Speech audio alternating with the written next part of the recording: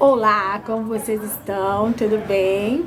Hoje estou aqui para gravar mais um vídeo e eu quero falar hoje sobre um profeta corajoso, destemido, um profeta ousado, mais conhecido como perturbador de Israel.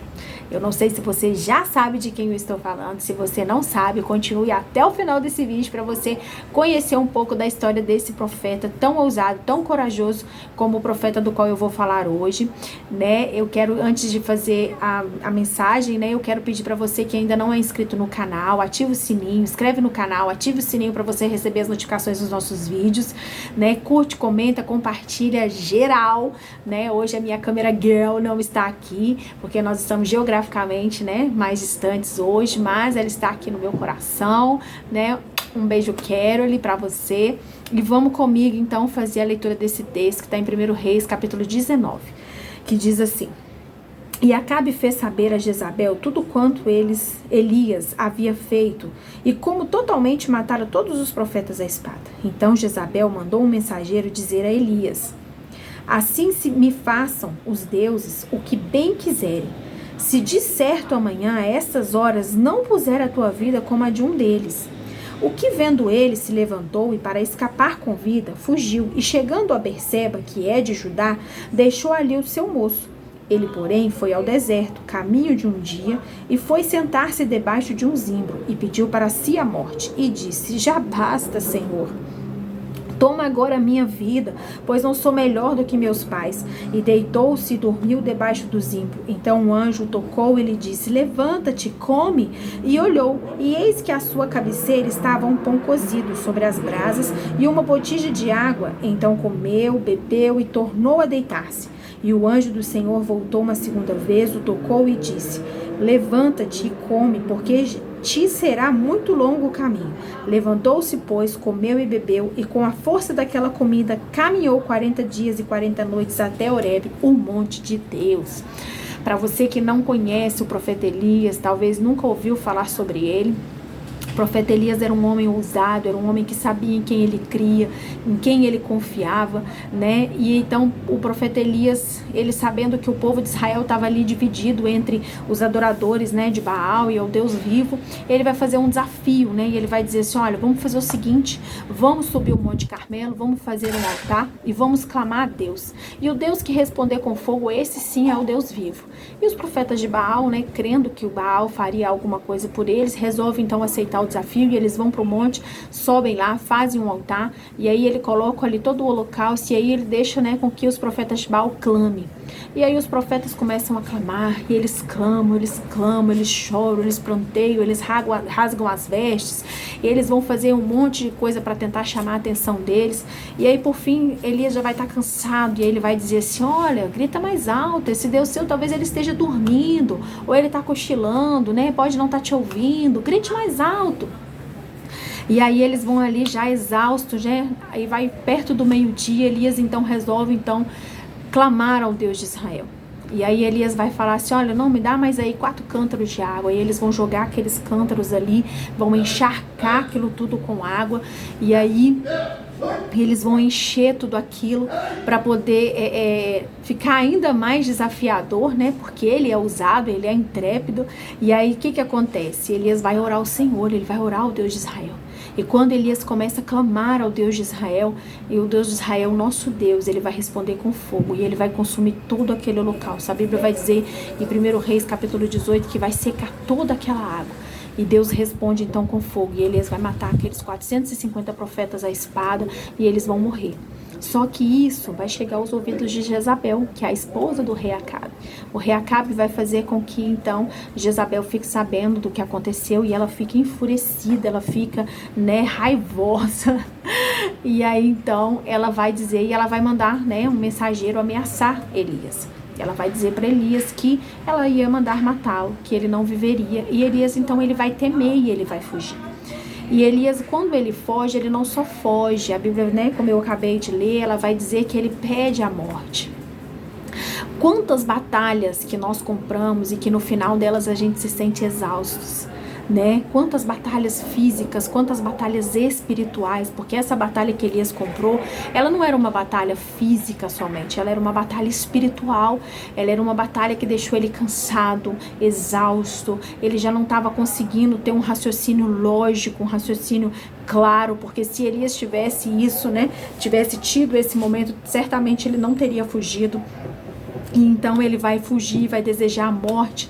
E a gente vê aqui que Deus, mesmo quando nós estamos cansados, mesmo quando nós já estamos desacreditados, porque quantas guerras, quantas batalhas que a gente acha que já está perdida, quantas coisas a gente luta, que a gente vai lá e tenta lutar e a gente vê que parece que a coisa não tem resposta, parece que a coisa não tem mais nenhum sentido, né? A gente está tão exausto e diz assim, ai, cansei, eu não vou mais lutar, eu não vou mais insistir, eu não vou mais pedir, eu não vou mais clamar, né? E aí então o Senhor não vai deixar Elias desamparado. E eu quero dizer para você que o Senhor não te deixa desamparado. O Senhor, Ele quer dizer para você que Ele dá ordem aos seus anjos a nosso respeito para nos guardarem. E se necessário for, Ele enviará alguém para poder caminhar com você, alguém para poder te levantar como esse anjo fez com Elias. Porque o anjo vai aparecer para ele no meio do caminho e vai acordar ele, vai dizer assim, olha meu filho, come porque o caminho te será longo, né? Então Elias vai dormir de novo, ele tá tão exausto, ele tá tão desacreditado que ele vai achar que aquilo é um sonho, né? E aí então o anjo toca nele pela segunda vez e fala para ele, olha, come porque o caminho será longo. E Elias então vai acordar, vai comer aquele pão, vai beber aquela água e aquilo que ele come, né? Aquele alimento que ele recebe ali vai dar forças para ele caminhar mais 40 dias, né? E 40 noites até Horebe. E aí o que nós aprendemos com isso? Nós aprendemos que quando nós estamos já sem forças, quando nós estamos tristes, quando nós estamos exaustos de uma batalha espiritual que às vezes nós travamos, eu não sei se você já passou por uma situação assim, de às vezes você acordar parecendo que passou um trator em cima de você, parecendo que você acordou tão cansado, né? É porque você teve batalhas espirituais. E aí quando é assim, o nosso corpo ele fica mais cansado, né? A gente fica cansado, a gente acorda exausto, né? Então a gente entende assim que as batalhas espirituais, elas são as batalhas que ela deixa a gente perder até mesmo o raciocínio, que foi o que aconteceu com Elias. Elias perdeu o raciocínio, Elias perdeu o que ele estava fazendo. E eu quero convidar você que nesse momento talvez está se sentindo assim, sem força, desacreditado. Talvez você, né, não está exausto, como Elias estava exausto. Eu quero dizer para você que assim como o Senhor levou aquele anjo para alimentar Elias, Ele é Deus para poder suprir você nesse momento que ouve essa mensagem.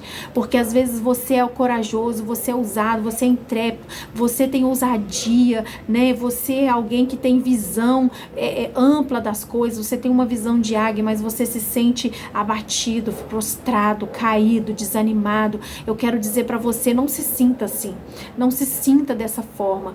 Ore ao Senhor, peça ao Senhor. Ontem eu gravei um vídeo no meu Instagram e eu estava falando sobre a gente não basear a nossa vida na experiência das outras pessoas com Deus, para você criar a sua própria experiência. Crie a sua própria experiência, crie a sua própria experiência com Deus, crie o seu próprio momento com Ele, para que você viva das melhores experiências da sua vida, que você tenha dias extraordinários, momentos extraordinários, porque essa experiência que Elias teve do anjo alimentar ele, era devido à intimidade que ele tinha com Deus, né? Então o Senhor não o deixou desamparado, assim como Ele não deixa nenhum dos seus filhos desamparado. Eu quero dizer para você que o Senhor não vai te deixar desamparado, que o Senhor é Deus e Ele está nos ouvindo e Ele está te ouvindo. E assim como no momento de desespero, porque Elias, ele sabia que os deuses que Jezabel serviu não podiam fazer absolutamente nada com ele, só que o desespero e a dor de Elias era tão grande que ele não conseguiu raciocinar. A dor que eu falo é do cansaço, da exaustão que ele estava, né? A dor que eu falo dele aqui, no caso, era bem física, era espiritual. Ele estava já exausto e ele falou, Deus, me mata, eu fiquei sozinho. Ele já começou a achar que ele estava até sozinho, e ele, na verdade, ele não estava sozinho. Existiam outras pessoas, né, que criam no nosso Deus de verdade, que também ainda estavam ali vivos, mas ele vai se sentir num momento de desespero tão grande. E aí, ele vai viver essa experiência novamente com o Senhor, né? Tinha acabado de viver uma grande experiência com o Senhor, de que era ver o Senhor fazer descer fogo do céu e consumir todo aquele local, se envergonhar todas aquelas pessoas e mostrar que Deus é Deus, né? Então, esse Deus, ele não mudou. Ele é o mesmo ontem, hoje, será eternamente, porque Ele é o nosso Deus, Ele é o nosso amigo, Ele é aquele que Ele se importa com o que a gente se importa. E se você está nesse momento de exaustão, eu quero convidar você a chamar o Senhor para perto, a convidar Ele para estar ao seu lado e ser abençoado.